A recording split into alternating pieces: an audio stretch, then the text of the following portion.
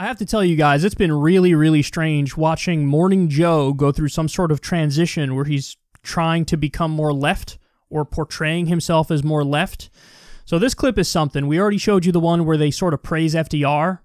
Morning Joe and his guests like praise FDR.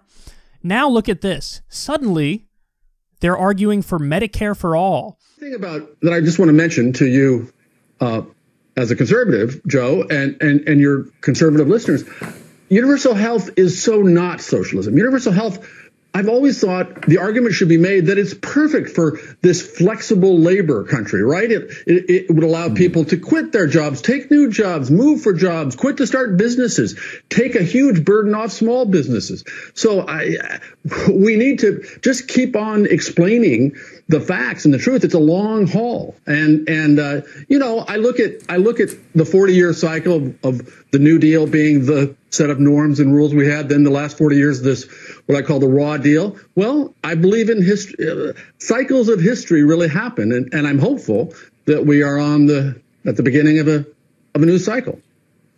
It's interesting you talk about universal health care. What I always explain to my conservative friends who are so offended by that concept and say it's radical socialism and it will destroy the very nature of America. First of all, I've got to say, and I will say this again, I've said it on the show for a decade, one of my favorite polls it was a poll of self-identified Tea Partiers. Something like 80% of those people did not want the federal government to be involved in health care. 75% of those people, though, said, you better not touch my Medicare, which, of course, shows the hypocrisy there. But we already have a guarantee in the United States of America for universal health care. If you walk into an emergency room, they have to take you. And then guess what happens when you walk into that emergency room? I'll go to Senator Kerry because he knows it. It is so inefficient. The charges are so grossly exaggerated, and they're doing it because they're afraid they're not going to get the money back, and it ends up costing Americans billions and billions of dollars more. You don't treat people that have diabetes early on, but then there's going to be a requirement that you amputate their legs. You don't take care of people early on with preventative care for diabetes, Senator Kerry. Guess what? Every American will be paying for their dialysis later on. Somebody must have poisoned his cornflakes, because I've never heard him talk like this, ever. If anything, he was like the epitome of smug corporatism and neoliberalism inside, the belly of the beast. But here he is. Again, the last clip we showed was him praising FDR with this particular guest. This guest has really changed him.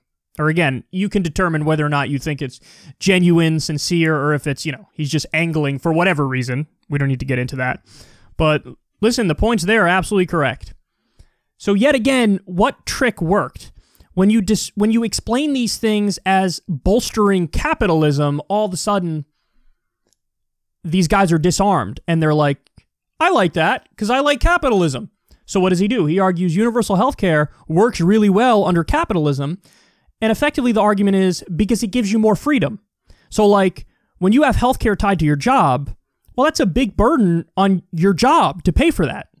And it also means it's harder for you to leave if you want to leave and start a new business or find a new job because you're sort of married to the job just to get the healthcare.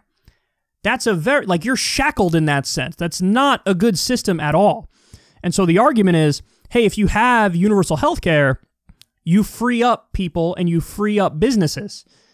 And so it gives you more options. And what, these guys love, choice.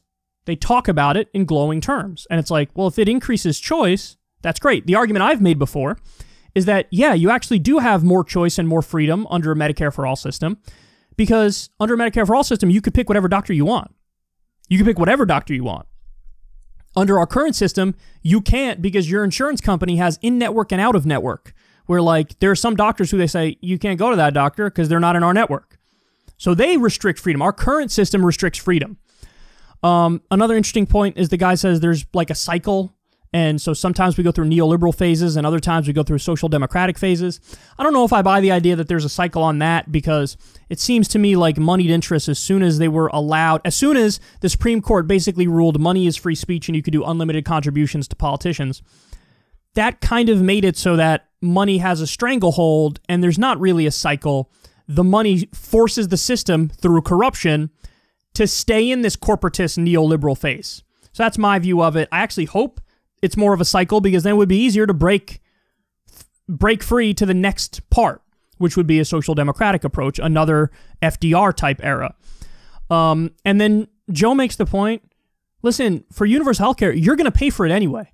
So like if you have an undocumented immigrant who comes to the U.S., they need healthcare for whatever reason, they go to the emergency room, they get the healthcare, and they don't have the money to pay for it. Taxpayers end up paying for it anyway. But the question is, hey, do you want to have a system where you have to pay for it anyway and the healthcare provider is price gouging you and the health insurance company is price gouging you and they have ridiculous margins? Or do you want to have a system where you pay for it, but the prices are more reasonable because there is no middleman health insurance company price gouging you, and the private doctors aren't price gouging you because that's also regulated in an effective way now because it's the government system? I mean, obviously the answer is you want to pay and pay a more reasonable price, right? So, I mean, listen, he's right. And it's amazing to see this turn. I hope it continues. I welcome everybody to being correct about stuff. But yeah, I mean, I don't know if it's sincere, but it is interesting to me that the framing that gets these guys to agree is like, oh, FDR saved capitalism. Because if he didn't do the New Deal, we would have had some sort of either communist revolution or fascist revolution. So that's why the FDR model is correct. And again, for this argument, they say, well, universal healthcare works because under capitalism, it gives you more freedom. Whatever arguments are getting them to agree with the proper ideas, I don't care, as long as they agree with the proper idea. So we're there now, but who knows, with Morning Joe, it is likely temporary.